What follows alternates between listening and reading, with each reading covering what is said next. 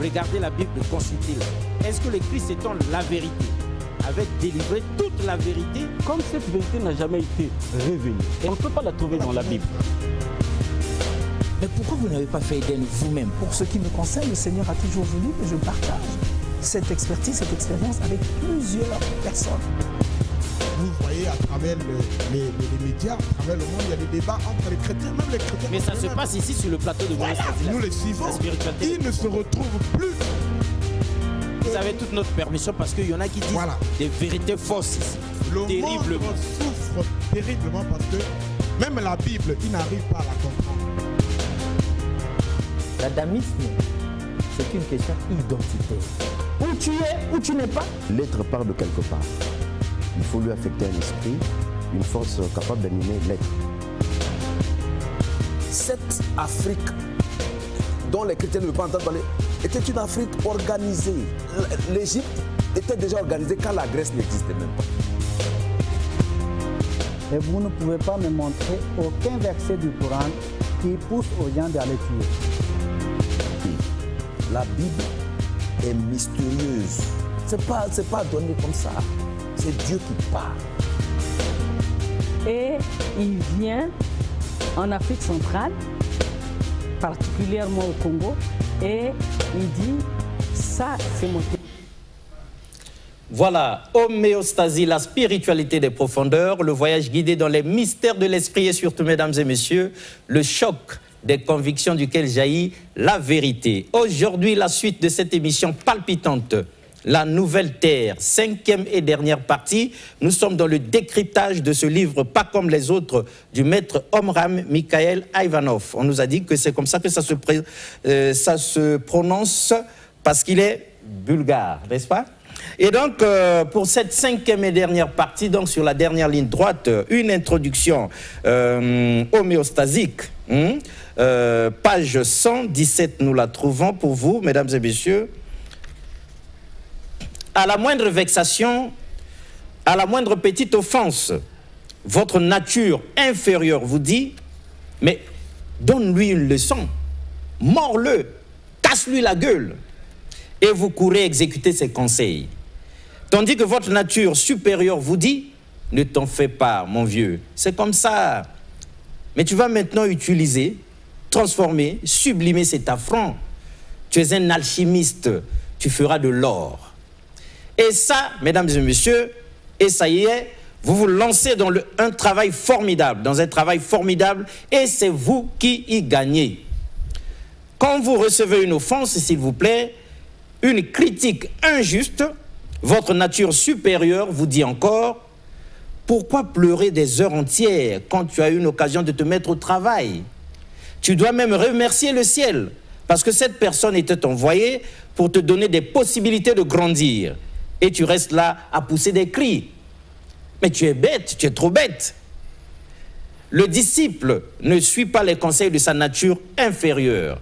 Il ne veut pas rester toujours vexé, névralgique, faible, sentimental, capricieux, déséquilibré, désordonné, chaotique. C'est pourquoi, mesdames et messieurs, il cherche dans tout ce qui lui arrive un élément positif et il se met au travail. Chers invités, bonjour. Bonjour. Alors donc, monsieur Kimpolo, monsieur Ngoulou, explication de cette partie du livre du maître que nous venons de lire. On commence par monsieur Kimpolo. Bon, je vais commencer, Alexis. Effectivement, dans la vie de tous les jours, nous sommes confrontés à beaucoup de situations. Une injure, un mauvais regard, ça vous désorganise. Ça arrive partout, à la maison, partout, à la maison, les enfants, à l'école, à l'église même. Ça vous déstabilise. Partout ça arrive. Et chaque fois que ça vous déstabilise, ça perturbe effectivement votre organisme. Je prends un exemple. Une injure et vous avez une montée d'adrénaline. Exact. Mais cette montée d'adrénaline, comment vous allez si ça sort, si vous êtes hyper tendu par exemple, ça peut provoquer un certain... Vous-même, vous en payez les frais. Voilà, vous en payez les frais. Ce qu'il faut faire, c'est que, quand vous avez une injure comme ça, il faut rester calme au lieu de vous emporter. Ça dépend, mais si vous n'êtes pas préparé à ce genre de situation, c'est que vous allez vous emporter. Mais chaque fois que vous allez vous dominer, vous maîtriser, vous allez prendre un cran de plus dans la maîtrise. Ah. Oui. Parce que la personne même qui vous a offensé va se dire, ah, mais cette personne, je l'ai offensée, elle n'a rien dit. Elle n'a pas réagi, voilà. Au niveau du côté subtil, c'est que en répondant à une injure, parce que ça ne se perçoit pas, c'est comme si des projectiles qui vous lancent. En répondant à une injure, vous alimentez comment on appelle, les échanges d'énergie négatives. Et ça, ce n'est pas très bon, justement. Donc, le disciple, lui, il fait de telle sorte que ce qu'il a reçu, il analyse. Mais cette personne, elle est plus à plaindre parce qu'elle me dit, mais pourquoi elle peut s'emporter comme ça? Si vous commencez à raisonner, une fois que vous aurez trouvé comme une raison essentielle, ça va passer. Monsieur Ngoulou, complément d'objet direct. Bon, dans cette pensée-là, le maître parle de deux natures. La nature inférieure et la nature supérieure. On va donner quelques éléments de ces deux natures-là. La nature inférieure, c'est cette nature où nous avons 3 corps. Le corps physique, hier on en a parlé, le corps astral et le corps mental. Et quand on est vexé, tout de suite là, il y a une pensée qui nous traverse la tête. On commence à imaginer mille et une oui, des choses et d'autres. Qu'est-ce que je peux faire? Et quand on pense, il y a une envie qui arrive. Cette envie-là va nous pousser, dit bon, vraiment celui-là, il faut que je le casse la figure. Et après, c'est le corps physique qui va agir, donc la main qui va partir, le coup de pied qui va partir. Mais ça, c'est ce qu'on appelle la nature inférieure. En tout temps, il y a la nature supérieure, qui est en fait la même chose, mais sur un autre plan. Dans la nature inférieure, vous avez le plan physique qui est en bas, le plan astral qui vient après, et le plan mental. Donc vous avez les pensées, les sentiments et les actions, ou les actes. Donc, maintenant, si on revoit les choses dans la nature supérieure, les actions, c'est le plan atmique, c'est en haut. Donc c'est le dernier élément en fait qui doit réagir. Après, vous avez le côté sentimental, qu'on appelle le plan bouddhique, et enfin, il y a le plan causal, qui est le plan des pensées, donc les pensées supérieures. Vous voyez donc, finalement, c'est comme si les deux natures étaient, enfin pas comme si, les deux natures sont inversées. Les deux plans qui sont liés au plan mental sont pratiquement proches. Donc, le mental de l'individu de la nature inférieure est lié au mental de l'individu de la nature supérieure. Parce que tout se déclenche à partir de la pensée, à partir du mental. Et le plan astral, qui est au niveau des sentiments, va agir, va prendre le relais. Et en fait, c'est le plan physique qui va poser les actes. Mais cette fois-ci, c'est inversé. Donc, le temps qu'on se ressaisisse nous permet de se rendre compte que, comme a dit M. Kimpolo, se rendre compte, il faut rester un moment, quand quelqu'un vous insulte, rester un moment. Ne pas réagir aussitôt. Ne pas réagir tout de suite.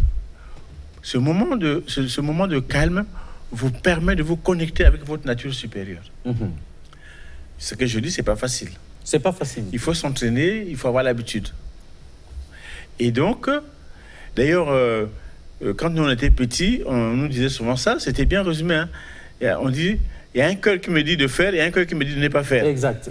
Ce sont les deux natures, en fait. Les deux natures en l'homme. Voilà. Donc, c'est ça qu'il faut retenir. Et un élément, je vais terminer par là, un élément important, c'est qu'il faut respirer un coup. Parce que quand on s'énerve, la respiration change de rythme. Exact. Il faut respirer un coup. Au besoin, il faut même se retirer. Et puis, laisser passer le temps et revenir après. Ça permet de mieux réagir en toute responsabilité et sans verser dans les exactions, la violence et tout ça, comme la vengeance. Mesdames et messieurs, pour faire suite à cette introduction, toujours dans ce livre, pas comme les autres, La Nouvelle Terre de Maître Omram Mikhaël Ivanov, nous avons ici, page 118, une méthode pour pardonner. Le pardon occupe une place de choix, visiblement, dans ce livre, sinon dans l'enseignement de Maître Omram. Celui qui est pauvre et faible spirituellement ne peut pas pardonner. mesdames et messieurs, si vous ne pardonnez jamais, là, si vous êtes rancunier, si vous gardez ces choses longtemps durant, c'est que vous êtes faible spirituellement. Et le maître dit, celui qui est pauvre et faible spirituellement ne peut pas pardonner. Il cherche à se venger. Pour pardonner à celui qui vous a fait du mal, il faut devenir grand, riche, fort, lumineux. Il faut se dire, s'il vous plaît, je dois lui pardonner. Parce que le pauvre, il ne sait pas dans quelles conditions il se place en me faisant du mal. Les lois de la justice divine sont implacables et il souffrira pour réparer le mal qu'il a fait. Tandis que moi, même si je suis victime, je suis privilégié de travailler pour le bien, pour le royaume de Dieu, pour la lumière. Et en pensant ainsi, mesdames et messieurs, en comparant toute la splendeur dans laquelle vous vivez, en ayant choisi le chemin du bien, à la misère et à l'obscurité de ceux qui sont injustes et méchants, un sentiment de pitié, d'indulgence et d'amour s'empare de vous. Cette générosité, dit le maître, à laquelle vous ne pourriez parvenir par aucun autre moyen. Vous y parvenez facilement de cette façon. Explication rapide, Monsieur Kimpolo, Monsieur Ngoulou. Bon, quand le maître parle de richesse, richesse, ce sont les vertus. Oui, mais là, il demande de pardonner pour voilà. Atteindre ces richesses-là. Non, il faut être riche. Ah, il faut être riche, justement, voilà, pour avoir la capacité de pardonner. Donc, les richesses, ce sont les qualités. Les qualités, la grandeur, les vertus. La noblesse, la douceur, l'amour des autres. Quand vous en avez, vous allez minimiser tout ce que font les autres. Vous allez trouver que c'est petit. Voilà. Donc, il faut donc... c'est un travail de tous les jours. C'est un processus. Hein, donc, vous êtes d'accord avec lui quand il dit que ceux qui ne pardonnent pas là, ceux qui n'arrivent pas à pardonner là, en réalité, c'est des pauvres spirituels. Mais bien sûr, c'est des pauvres. Ensuite, l'autre élément qui a été mentionné par le maître, c'est que, en fait, une mauvaise pensée, c'est comme une entité vivante. Elle se balade. Elle se balade, elle va aller... si la personne à qui vous l'envoyez, elle est barricadée à une aura importante, ça revient vers vous. Et quand vous savez que quand ça revient vers vous, ça ramasse tout ce qu'il y a comme chose négative et vous obtenez un choc. Donc voilà, la personne peut être protégée et elle ne ressent rien. Mais vous allez avoir un choc parce que les mauvaises pensées attirent toujours les mauvaises pensées. Les mauvais actes aussi attirent toujours les mauvais actes. Donc, il est bien pour la personne. Parce que si on vous lance une injure, si vous n'êtes pas fort, vous allez le ressentir parce que ça effectivement, ça vous secoue. Ça vous secoue votre aura. Mais si vous avez une aura, vous allez commencer à minimiser. Comme a dit tout à l'heure Ferdinand, vous allez dire, mais c'est le plus à plaindre cette personne, mais comment si peu, elle va s'emporter, elle va faire ceci. Donc vous allez raisonner. Et en fin de compte, quand vous aurez fini de raisonner, vous allez envoyer un sentiment pour qu'il puisse dire, ah mais bon, mais il faudrait qu'il fasse des efforts, bref, un sentiment pour que lui, il puisse, une bonne pensée si vous voulez, il puisse rectifier un peu sa manière de faire.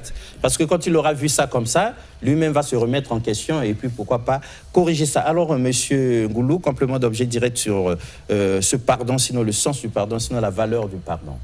Mais en fait, quand hier on disait que il y a une chose qu'on ne doit pas oublier, nous sommes une chaîne.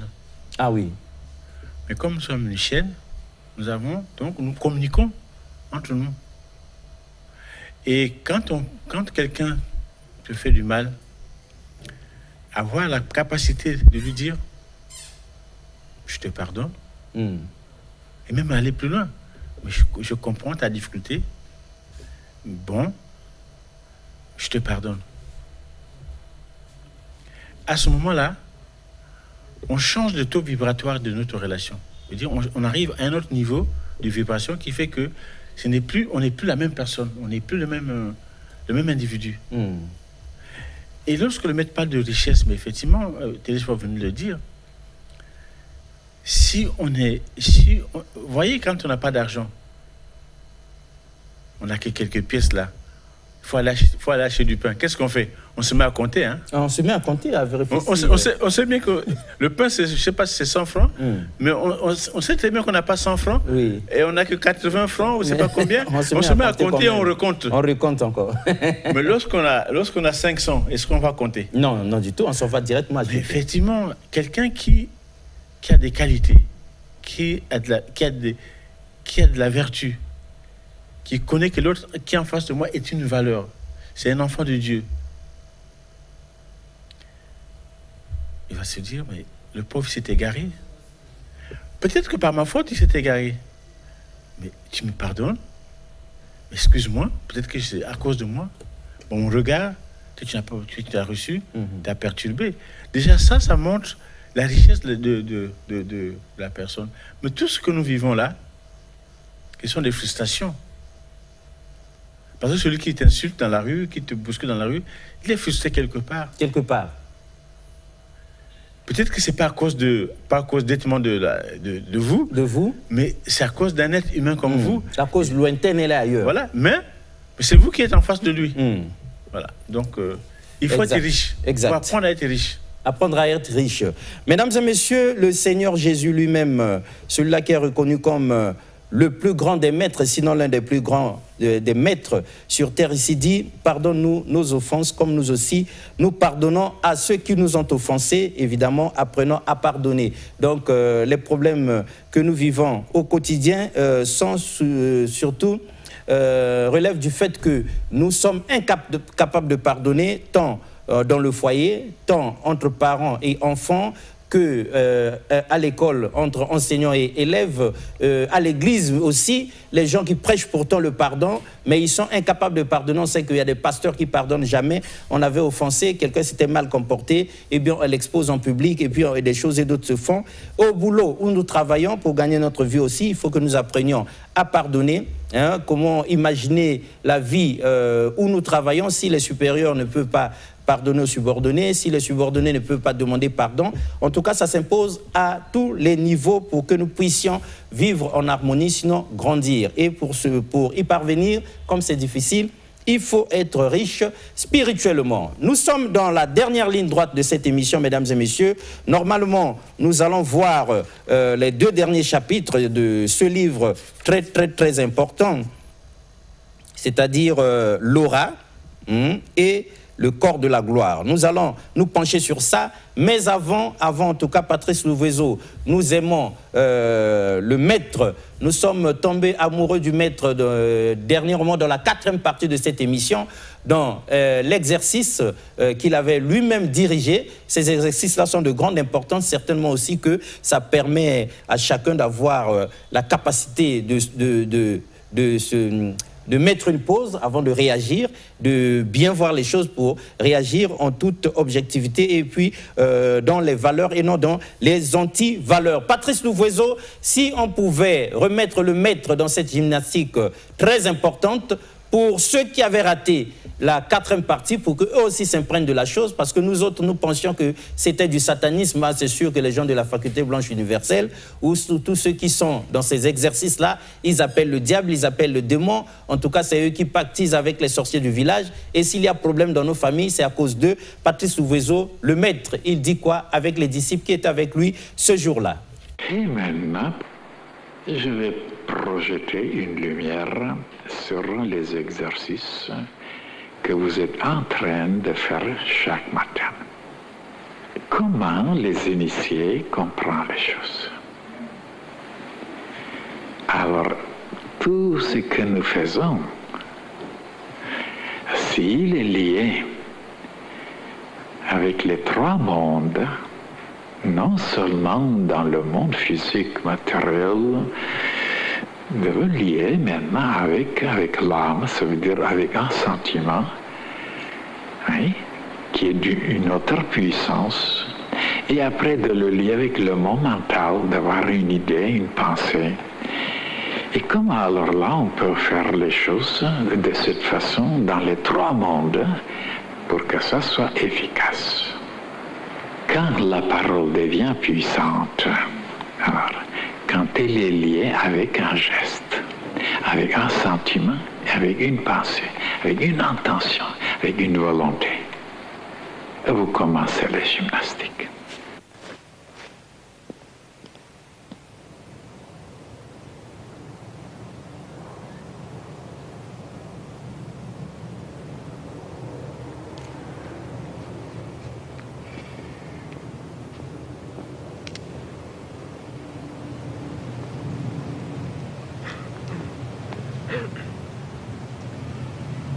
que toutes les bénédictions du ciel se déversent sur moi et sur la fraternité. Pour la gloire de Dieu, de nouveau. 6 fois comme ça. Que toutes les bénédictions du ciel se déversent sur moi et sur la fraternité. À ce moment-là, vous déclenchez déjà les bénédictions. Et quelque temps après, vous commencerez à les sentir.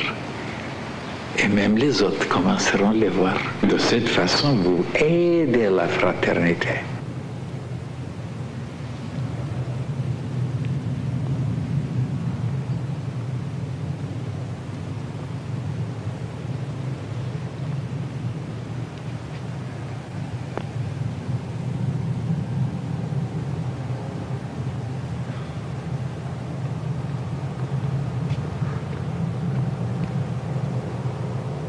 Que toutes mes cellules soient magnétisées, vivifiées, ressuscitées pour la gloire de Dieu.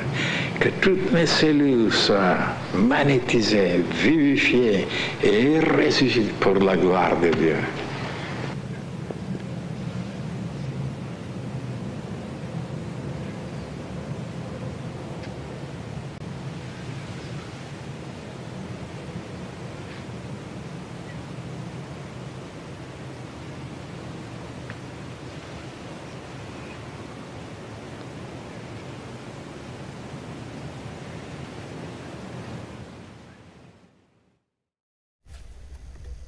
Voilà, retour sur ce plateau en tout cas. Ceux qui avaient raté la précédente émission ont tort, mais nous avions été gentils avec vous. Nous vous avons donné un aperçu de cette gymnastique dirigée par le maître lui-même, dans laquelle nous avions entendu des choses et d'autres, et nous avions compris que c'est plutôt du positif, et c'est ça qui permet à ce que les disciples aient la capacité d'avoir ce que nous appelons, nous autres les profanes, certainement ils ont peut-être le même mot, la maîtrise de soi devant toutes circonstances. On ne réagit pas à chaud, hein, à fleur de peau comme ça là, parce que finger, directement toi aussi, tu réagis et tu casses la gueule, tu prends un couteau et tu plantes dans le cœur de quelqu'un, il se retrouve à la morgue. En tout cas, ces choses-là, le maître nous apprend à nous discipliner intérieurement, spirituellement, comme il dit, sur le plan astral, le plan mental et encore quel autre plan ?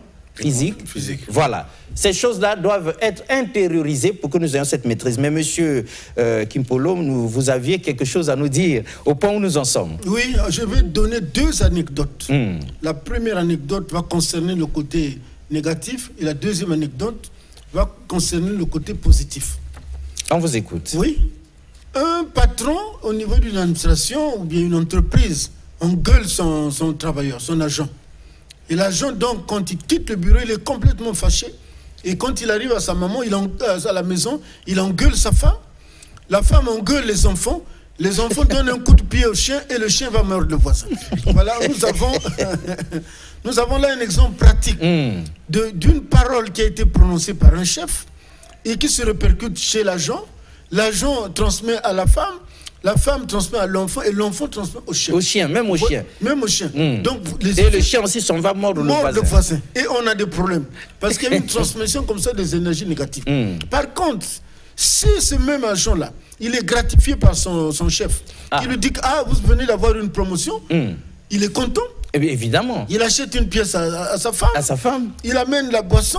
Et la femme arrive à la maison, on lui annonce la nouvelle, elle prépare un bon repas, les enfants sont contents, voilà. Et le chien est tranquille, aucun enfant n'irait déranger le chien aussi aura à manger. Donc le voisin du quartier ne sera jamais mordu. Il sera même appelé pour venir célébrer la fête dans la famille. Non mais c'est vrai, donc nous devons contrôler tout ce que nous faisons, tout ce que nous disons, les actes que nous posons, parce qu'il y a des conséquences, ça peut se répercuter le long d'une chaîne comme ça. Effectivement, effectivement. Donc, que ce soit un geste, que ce soit une parole, que ce soit une pensée, un sentiment, dès que ça sort de nous, ça produit des résultats. Ça produit des résultats. Les résultats peuvent être négatifs ou positifs. Autant mieux avoir des résultats positifs. Évidemment. C'est ça qui est bien pour la société. Très bien. Et donc, l'ignorant de ces choses-là, de cet effet-là, boule de neige, il ne saura jamais que le chien a mordu le voisin. Le voisin va même se tonner, mais depuis le temps qu'on est ici, jamais le chien n'a fait ça.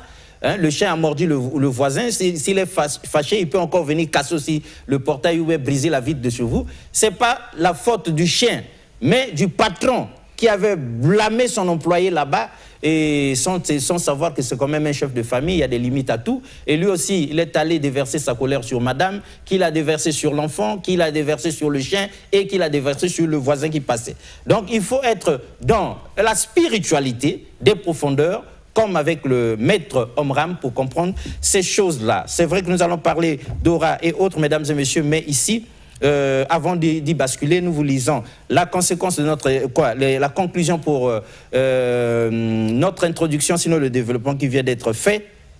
Vaincre ses ennemis, finalement, en s'élevant au-dessus d'eux, dit le maître. On pense, mesdames et messieurs, qu'on peut se débarrasser d'un ennemi. On pense qu'on peut se débarrasser d'un ennemi, qu'on peut le vaincre en ne cessant de parler contre lui. Et non, on ne peut vaincre ses ennemis en promenant partout leur image. Tôt ou tard, ils seront les vainqueurs. On ne peut vaincre les méchants par la méchanceté, les calomniateurs par la calomnie, les jaloux par la jalousie, ou les coléreux par la colère, car c'est s'identifier, s'égaliser à eux et se ranger dans la même catégorie. C'est clair, ça on ne demande pas des explications, le maître a été un peu plus clair. Sinon, pour compléter, pour ceux qui voudraient savoir la suite, pour se protéger, mesdames et messieurs, pour être invulnérable, il faut changer de niveau. Donc ne pas rester dans les mêmes vibrations, les mêmes faiblesses, les mêmes émanations que votre ennemi. Parce que s'il est plus fort, il vous atteint. Vous devez monter, dit le maître, c'est-à-dire atteindre les régions plus nobles, plus pures, plus lumineuses. Une fois que vous êtes monté par la volonté, la méditation, la prière, votre ennemi ne peut plus vous atteindre parce que vos vibrations sont différentes des siennes. Et du moment que vous êtes protégé, barricadé avec la lumière, l'amour, la puissance céleste, non seulement les mauvaises pensées ne peuvent vous atteindre, mais elles retombent sur eux et ils sont tous mordus, écrasé. Alors nous aimons le maître Omram Mikhaël Ivanov. Alors, monsieur Ferdinand Ngoulou, nous parlons finalement, nous atterrissons sur l'aura. L'aura comme instrument de protection. Que dites-vous?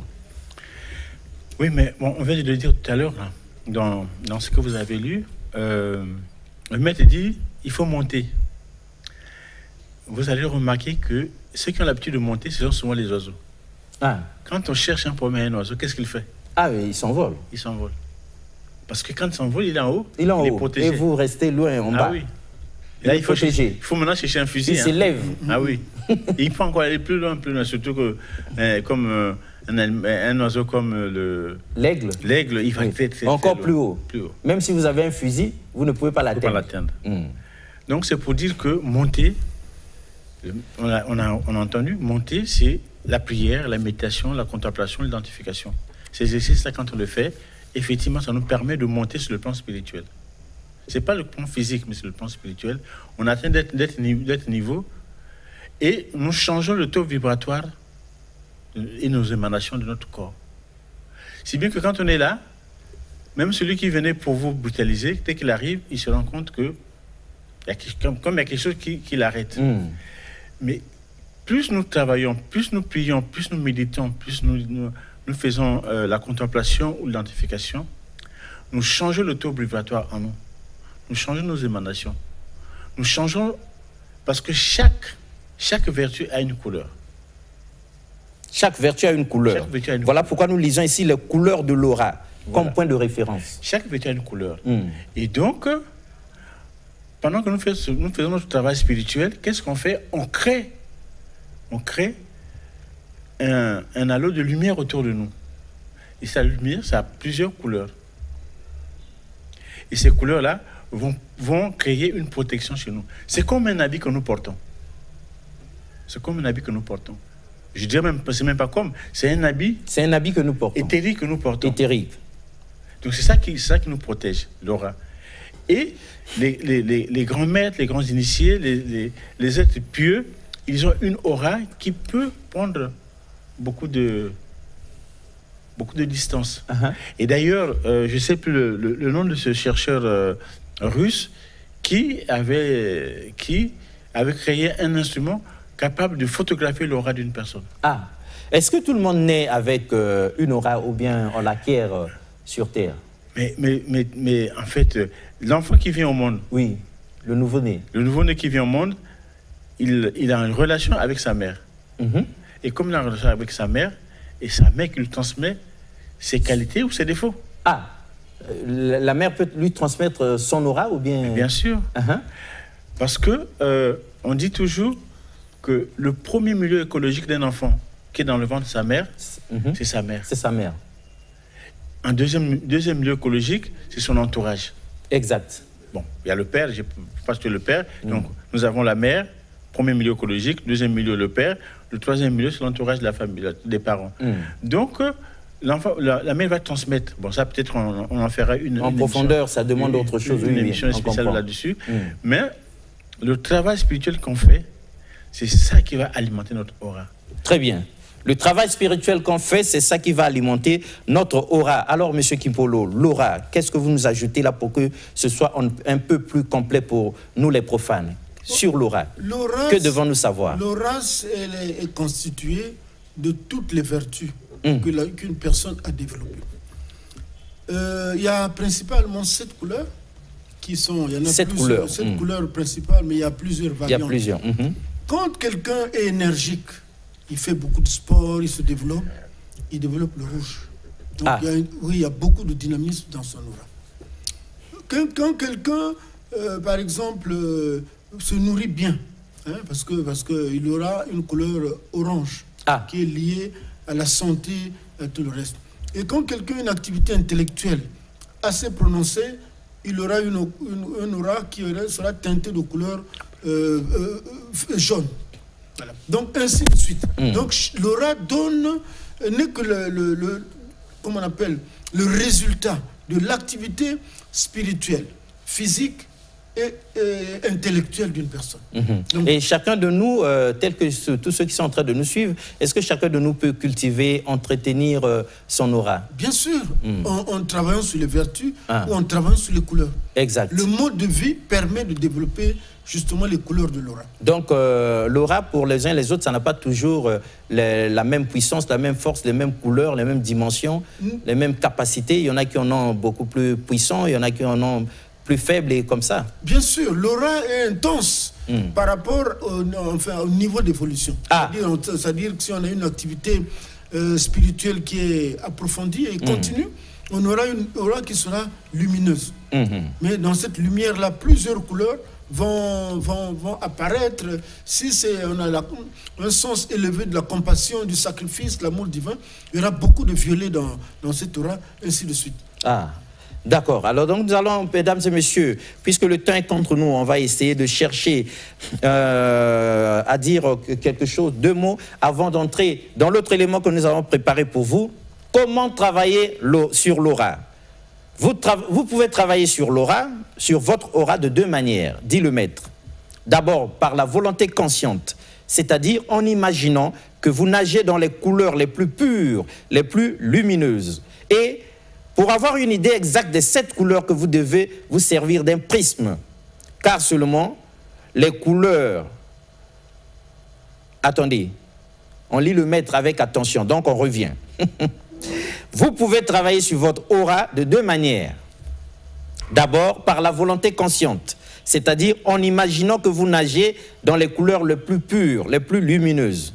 Et, s'il vous plaît, pour avoir une idée exacte des 7 couleurs, vous devez vous servir d'un prisme, voilà. Car seules les couleurs qui résultent de la décomposition de la lumière blanche par le prisme sont les couleurs véritables.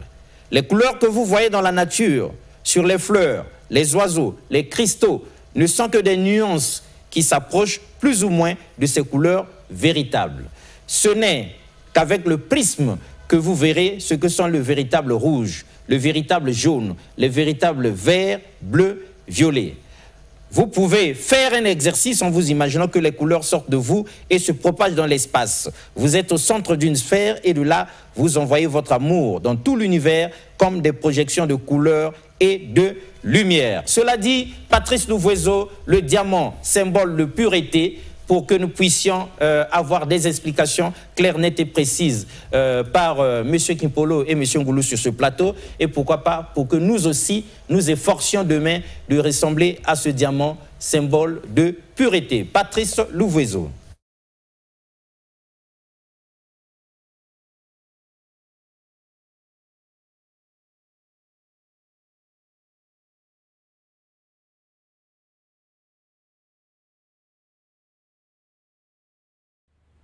Et maintenant, j'ai parlé là-dessus en Amérique. Qu'est-ce que c'est maintenant le diamant? Eh oui, ça c'est du carbone. Eh oui, mais pur carbone. Les gens ne connaissent pas encore qu'est-ce que c'est le carbone. Le carbone, le charbon dont on brûle, c'est pas de pur carbone. C'est de mélanger. Regardez la fumée qui sort, c'est une preuve que ce n'est pas pur. Alors, et je disais, la structure d'un diamant, les molécules, les particules, les électrons, si vous voulez, les atomes, sont arrangés d'une telle façon que la science n'a pas encore pénétré, n'a pas encore découvert, et ça donne le diamant. Mais essayez de changer cette structure, cette forme qui est entre les éléments qui sont là, ligotés, qui sont par une affinité, bien, ça ne sera plus le diamant. Et j'ai tiré une conclusion pour les êtres humains. Vous pouvez devenir un diamant, symboliquement parlant, bien sûr. Une pierre précieuse. Que même les esprits célestes viendront vous prendre et vous mettre sur la couronne du Créateur. C'est symbolique. Et maintenant, si vous vivez une vie simple, ça veut dire pure, ça veut dire non mélangée, c'est-à-dire seulement un but, un idéal, un désir, une direction, et non mélangé de tout goûter, de tout s'embourber dans les saletés, dans les opprobres, en pensant que ça doit être comme ça parce que tout le monde vous conseille de faire comme ça. Alors on suit cette philosophie ignorante, stupide, sans savoir les conséquences. Et alors elle est tellement après désordonnée, perturbée, chaotique, qu'il n'y a rien d'extraordinaire en dedans. Parce qu'on a goûté de tout, on a touché de tout, on est descendu dans les profondeurs de l'enfer en pensant que ça doit être comme ça. Sans avoir un but seulement, un désir seulement, un idéal. Non, non, non, aucun idéal. Aucun idéal sublime. On n'est pas tout et nulle part, on est touché, et ça on passe pour un être intelligent, cultivé, civilisé. Oh là là, quelle ignorance dans ce domaine psychologique. Ils n'ont jamais étudié encore qu'est-ce qui se passe en dedans. À ce moment, vous êtes en train de changer l'ordre de la structure de tout votre être. Et vous devenez charbon. Mais alors impur. Tandis que si vous commencez à vivre comme les initiés, comme les grands maîtres, comme cet enseignement vous enseigne, ça veut dire d'être simple, d'être clair, d'être plein d'amour, d'être seulement un idéal, et non d'être perturbé, d'être dispersé, d'être disloqué partout, dans toutes les directions, pour passer en être cultivé.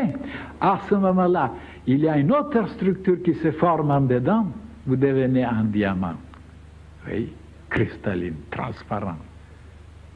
Et le jour où vous commencez de nouveau, imitez les autres, prendre comme modèle les autres, les plus stupides, les plus débauchés, les plus dégoûtants, alors à ce moment, vous changez votre structure en dedans entre les éléments, les électrons, les atomes, et après, eh bien, vous n'êtes plus un diamant. Ça veut dire résistant, invulnérable, solide, bien portant, et rayonnant et lumineux. Au contraire, vous devenez chétif, vulnérable, faible, disloqué, et vous ne savez plus où vous en êtes, comme il dit dans cet état-là. Et sans savoir que c'est vous qui avez provoqué cet état-là, avec votre ignorance, votre stupidité, vous mergez dans la dislocation. Au lieu d'être instruit par les grands maîtres de Dieu, c'est pas comme ça que je dois agir. Il ne doit pas suivre tous ces faux, tous ces détraqués. Mais vivre une vie sensée. Et à ce moment-là, vous donnez une autre structure à votre être là. Tout commence à goupiller autrement et vous devenez formidable. Et bien voilà ce que les gens ignorent. Oui. Et si c'était seulement ça dont ils ignorent. Ils vivent une vie alors tellement désordonnée, tellement chaotique, et après ils disent, mais pourquoi je suis dans ce... Mais pourquoi je suis malade? Mais pourquoi? Parce que tu es bête, tu es stupide, il fallait te répondre à toi-même, parce que je suis un idiot, un abruti. Et si vous voulez savoir en anglais comment ça s'appelle abruti, c'est moronique. Ah. Inscrivez ça. Et le dites très souvent. Dites, ah, que je suis abruti. Mais en anglais.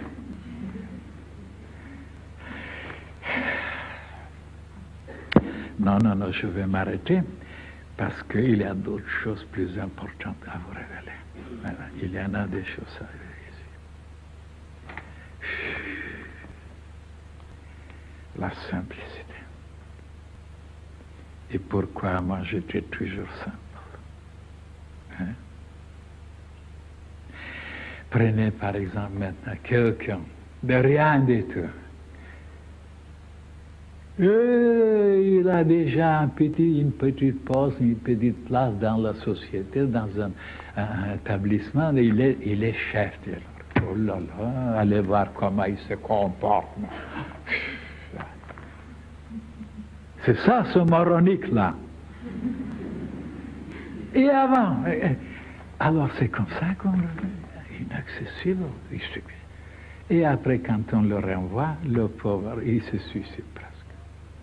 Il faut être simple, même si vous avez tous les pouvoirs de l'univers, tout le savoir. Simple, fraternel, accessible. Et c'est ça la chose la plus rare, la plus difficile. Eh bien, les gens ne savent pas la valeur de cette valeur. Être simple, fraternel, accessible, même si vous connaissez tout, si vous pouvez tout. Et oui, moi, je suis simple. Ça, je l'ai prouvé. Vous dites, mais oui, mais pourquoi vous parlez comme ça? C'est pas tellement simple. Et comment je dois vous parler? Alors, instruisez-moi. Je suis pédagogue, en qualité de pédagogue, je dois vous aider, vous devez vous expliquer, vous devez... Et alors, autrement, comment vous parlez?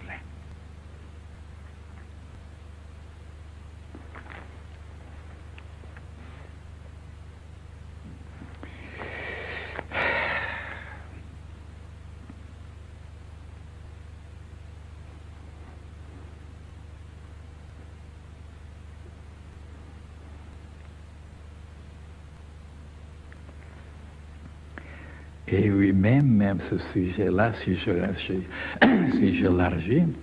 et je vous montrerai comment on pense, comment on se trompe. Les gens ne peuvent pas même s'imaginer qu'il y a des créatures qui nous ont dépassés et qui ont découvert des choses et qui nous ont donné des preuves de leur clairvoyance, de leur savoir, de leur état de santé, de leur pouvoir, de leur beauté. Ah non, il faut croire tous ces abrutis, tous ces idiots-là dans le monde qui ne connaissent rien du tout, parce qu'ils sont plus nombreux, alors il faut les suivre, tout ce qu'ils disent, parce qu'ils sont nombreux. Oh là là, eh bien tant que vous pensez comme ça, vous serez toujours malheureux. Jamais vous ne trouverez la plénitude, la satisfaction et la paix. Parce que vous avez pris comme modèle tous les gens abrutis. Oui, parce qu'ils sont nombreux. Oui. Pourquoi? Et moi, depuis mon jeune âge, je me suis débarrassé de cette mentalité-là. J'ai cherché autre chose. Et je ne regrette pas maintenant. Oui.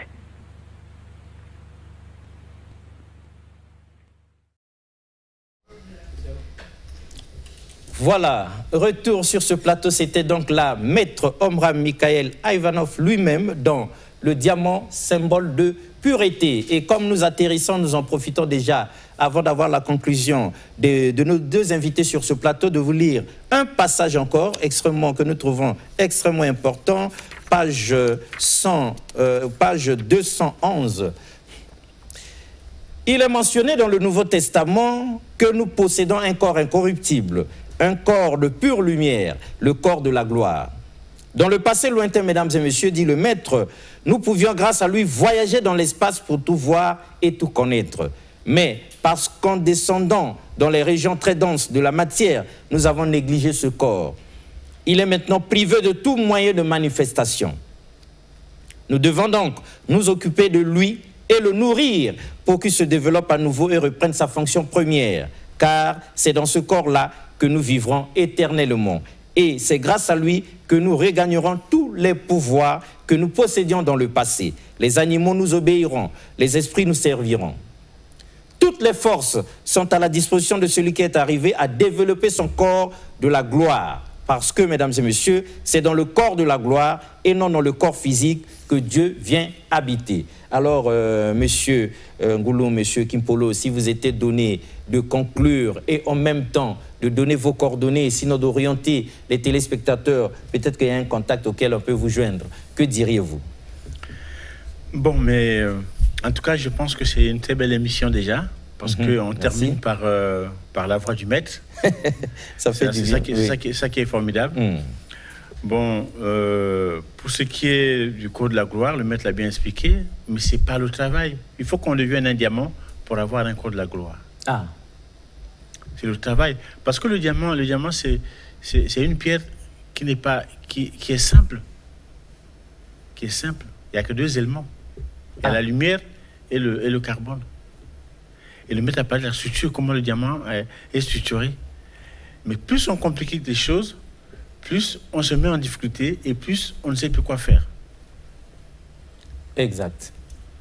Je laisse la parole à Monsieur Kipolo. Oui, le corps de la gloire, il est fait, il se construit avec tous les éléments les plus purs qui émanent de nous quand nous vivons des états de conscience élevés.